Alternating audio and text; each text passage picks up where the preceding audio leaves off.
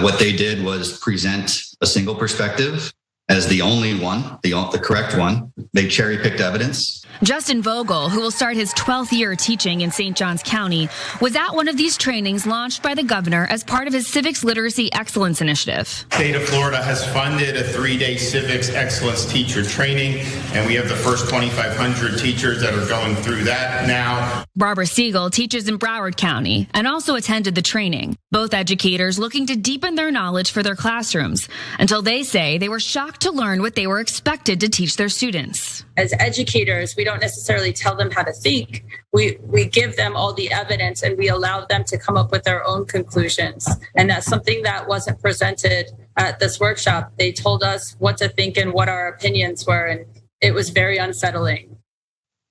Very unsettling. There's teachers that had to, well, they didn't necessarily have to, but they are attending this conference to talk about the way they should teach these children upcoming school lessons. And they're not very happy, or they're surprised at this approach that they're given, as you heard those details that they're talking about. But some of these slides that they've been given to talk about and actually teach in a certain way surprised them. They said, wait a second, we knew he was crazy, but we didn't know that we were supposed to be teaching absolute nonsense. Let's watch more. They say while some parts of the training were factual, some material was very concerning. For example, NBC News obtained the slides for the presentation from the Florida Board of Education. Here are some slides the teachers say raised red flags. It's not a misconception. One, titled Opposition to Slavery, worried Barbara and Justin that it could become very easy for new educators to miss the nuances of history. Putting myself in the shoes of a first or second year teacher, seeing this slide, it's very easy to say that George Washington and TJ were both very anti-slavery. You know, they did everything they could, notwithstanding the fact they both owned slaves. And there's nothing wrong with viewing it as complicated. Right. I mean, our country is complicated. Yes. Very odd how a lot of conservatives, elected conservatives specifically, are talking about this CRT teaching in our classrooms, and they're going to teach our children a skewed version of history just to make them feel bad about themselves. But we're going to tell lies like this, that these two slave-holding founding fathers were against slavery. Weird. It doesn't really make much sense, does it? Weird, because what they're doing to get these folks to get, let's go to graphic one here, you guys, to get these teachers to come to this conference is a bit of cash.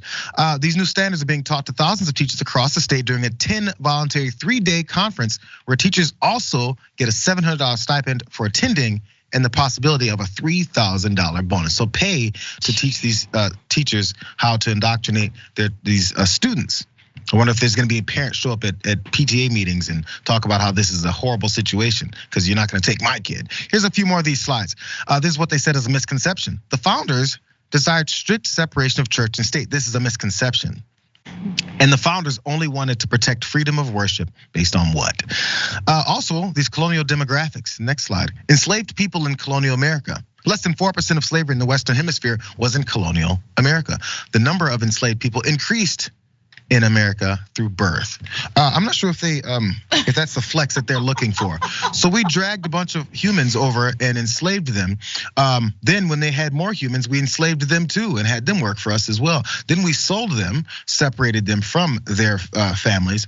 Then we murdered many of them, maimed and killed them, threatened to kill them, did all these things because they were born into existence. That's America, good job. But that's what they're teaching as a positive somehow when it comes to this whole thing with slavery. I'd like to get your thoughts because it goes on and on and on and on. The degree of things that were in this teaching process is so far from reality. If people actually look up and see this, we'll understand what the Republican Party is trying to do.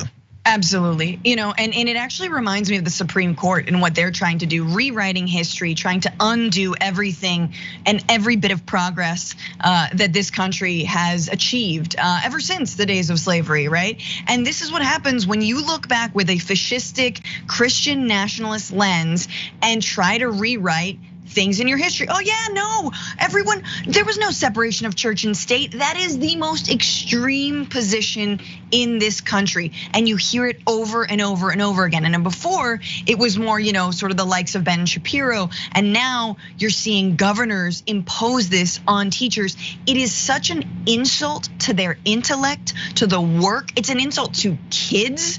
Obviously, that goes without saying.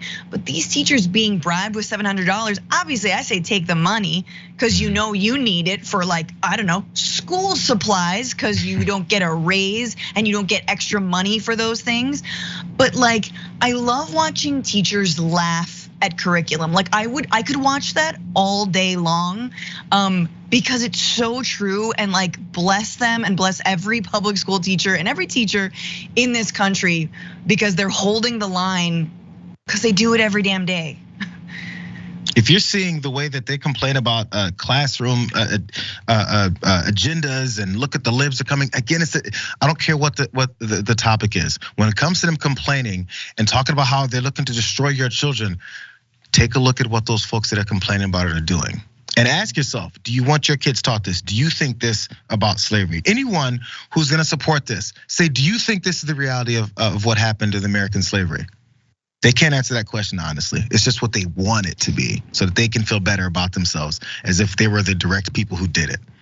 Or maybe they just don't want to acknowledge that other folks are humans.